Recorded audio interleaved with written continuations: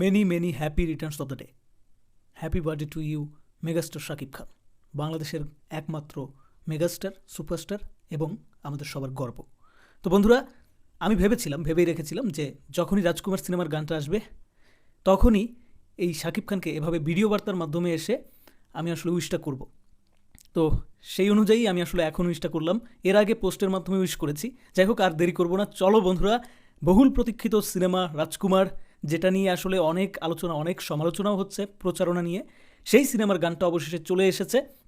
গানটা কেমন হলো সেটা আগে দেখি, কথা বাদ দিয়ে। রেডি, 1 2 3 গো। আমি কিন্তু এর আগে দেখি নেই, ওকে, এই প্রথম দেখতেছি। Please rotate your phone. এটা কি ইয়ারফোন? শাকিব খানকে ক্লিন সেভে ভালো লাগবে না, কারা যেন বলেছিল। তারা কি এখনও একই কথায় স্টে করবে, মানে একই কথার মধ্যেই থাকবে? আমি মনে করি না। দুর্দান্ত লাগছে, দুর্দান্ত লাগছে।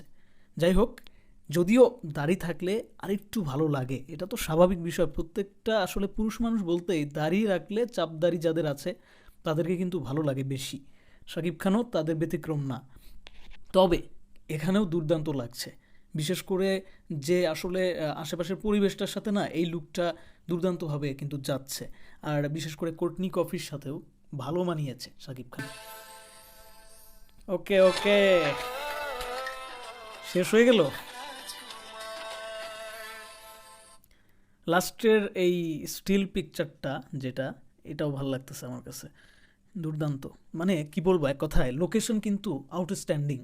বহির্বিশ্বের লোকেশনগুলো সম্পর্কে আমরা সবাই জানি, হলিউডের যে সিনেমাগুলো আমরা দেখি সেখানে যে সমস্ত লোকেশনগুলো দেখি, এই গানেও সেই সব লোকেশন কিন্তু উঠে এসেছে।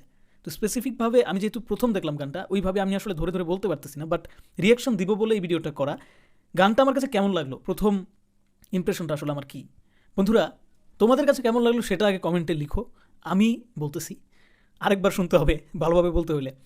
তবে সত্যি বলতে এই গানের হুক লাইনটা আমার কাছে খুব বেশি ভালো লেগেছে, যে এই যে ও আমার রাজকুমার, এই হুক লাইনটা আমার কাছে খুব ভালো লেগেছে।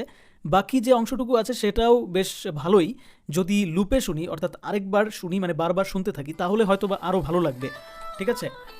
তবে প্রথমবার শুনে খারাপ লাগেনি, জাস্ট ভালোই লেগেছে বলবো আমি। হুক লাইনটা বেশি ভালো লেগেছে। ভেবেছিলাম হুক লাইনটা যেই সুরে, যেই টোনে গাওয়া হয়েছে সেই টোনেই আমার মনে হয় যে সম্পূর্ণ গানটা থাকবে, কিন্তু তা করা হয়নি, ভেরিয়েশন আনা হয়েছে গানের মধ্যে, আমার যেটা মনে হচ্ছে, তাই না? তাই তো বোধ হয়। যাই হোক, এই ছিল আমার ফার্স্ট ইমপ্রেশন। লোকেশন, তারপর কালার গ্রেডিং, সব কিছু টপ নচ ছিল। যদিও শাকিব খানের ক্লিন শেপ, এই ব্যাপারটা ব্যক্তিগতভাবে ক্লিন শেপ ব্যাপারটা আমার কাছে একটু অপছন্দের, তবে তবে শাকিব খানকে এখানে দারুণ লাগছে। আর আরেকটা ব্যাপার, সেটা হচ্ছে আমি লক্ষ্য করলাম কোর্টনি কফির ফেসটা বেশিরভাগ সময় দূর থেকে দেখানো হয়েছে, শাকিব খানকেই বেশি দেখানো হয়েছে। কেননা আমার কাছে যেটা মনে হলো যে কোর্টনি কফি যেহেতু বাংলায় অতটা দক্ষ না, তার কারণে যখন গানে লিপসিং করার দৃশ্যগুলো এসেছে কোর্টনি কফির, মানে ফ্যামিলি কণ্ঠে, তখন তার মুখটা একদম স্পষ্টভাবে কিন্তু তারা ক্যামেরায় শো করে নাই। এটা খুব ভালো করেছে আমি মনে করি। ওভারঅল এই গানটাকে আমি আসলে এখনই মার্কিং করতে চাচ্ছি না, আরেকটা স্পেসিফিক ভিডিও আমি আসলে করবো এই গানটার উপরে, আরেকটু ভালোভাবে দেখি আগেই কিছু একটা বলে দেওয়া আসলে উচিত হবে না। তবে আমার কাছে গানটা ভালোই লাগছে। তোমাদের কার কাছে কেমন লাগছে? প্রিয় তোমাকে বিট করতে পারবে কিনা, হ্যান ত্যান এত কিছু এখন আসলে আমি বলতে চাচ্ছি না। তবে এরপর আরেকটা ভিডিও আসবে, সেই ভিডিওতে আমি বলবো যে প্রিয় তোমার মতো কতটা হইলো এই গানটা, মানে প্রিয় তোমার থেকেও ভালো হইলো কিনা। গানের কথাগুলো আমার কাছে বেশ ভালো লাগছে। অনেক গানের মধ্যে শুধু রোমান্টিকতা খুঁজে পাই, অনেক গানের মধ্যে শুধুমাত্র হই হুল্লোড়, এই ধরনের না। গানের প্রত্যেকটা লাইন থেকে এক একটা মেসেজ কিন্তু পাওয়া যায়।